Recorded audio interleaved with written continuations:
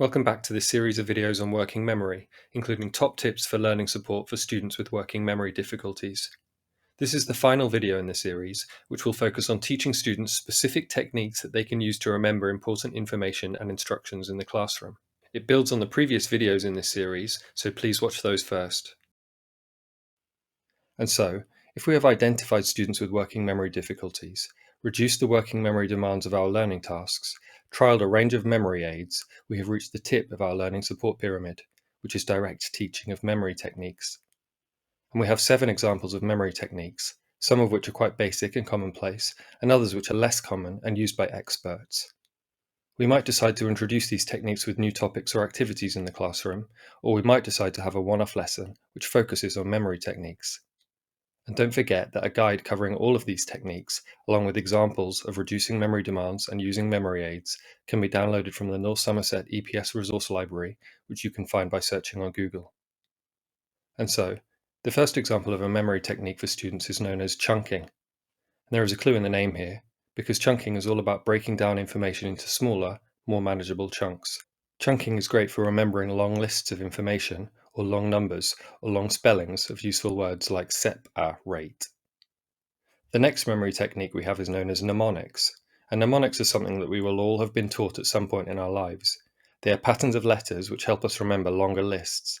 For example, Roigabiv for remembering the colours of the rainbow, or the My Very Easy Method mnemonic for remembering the order of the planets. Another memory technique that we will all have used at some point is rhyming. When we learned the alphabet, for example, we used a rhyming approach to help us remember, for example, emphasizing the D, G, and LMNOP. We might also encourage students to create rhymes to help them remember important dates. For example, in 1492, Columbus sailed the ocean blue, for the date of the European discovery of America.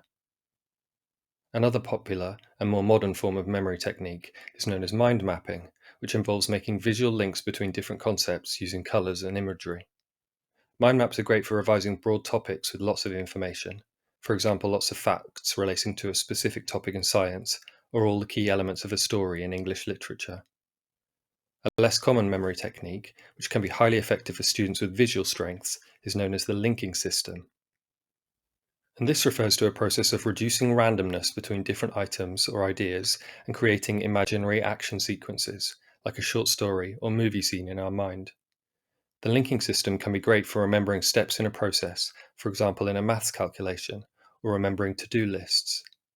For example, if a student has a to-do list for school organization, we might teach them to use a linking system to imagine an action scene involving the different items and activities on their list. In this case, the student might imagine their ingredients for a cooking lesson, wearing a PE kit, and being chased by the calculator they need for a maths lesson. And the next interesting example of a memory technique we have for you is known as the loci system. Locus means place, and this memory system is all about using familiar places to aid our memory. Most commonly, this means linking things we want to remember to landmarks on regular journeys, for example a journey a student makes to school. The loci system is great for remembering key points in a speech or presentation, or steps in a biological process, or especially to-do lists. For example, if we have the same to-do list as before, we might teach a student to visualize each item on the list linked to something they see on the walk to school, like imagining the spaghetti for their cooking lessons spilling out of the letterbox as they leave the house, then walking past the bus stop, which has been rebuilt using Lego, then walking past the local sweet shop with a calculator replacing the door or windows, and so on. And the final example of a memory technique that we might teach students is known as the PEG system. And this one involves linking all of the digits from 0 to 9 with objects that represent them, as in things that they look like. So we might remember a 0 as a wedding ring, a 1 as a pencil, a 2 as a swan, a 3 as a butterfly or sideways pair of glasses, and so on. The PEG system is great for remembering numerical data, like conversion formula, and common numbers like pi, pin numbers, and dates. So for example, if a student needs to remember an important date, like 1066, they might use the PEG system to visualize a pen, which is a 1, poking through a wedding ring, a 0, at 2 gingerbread people, which represent 6s. So, how about a summary?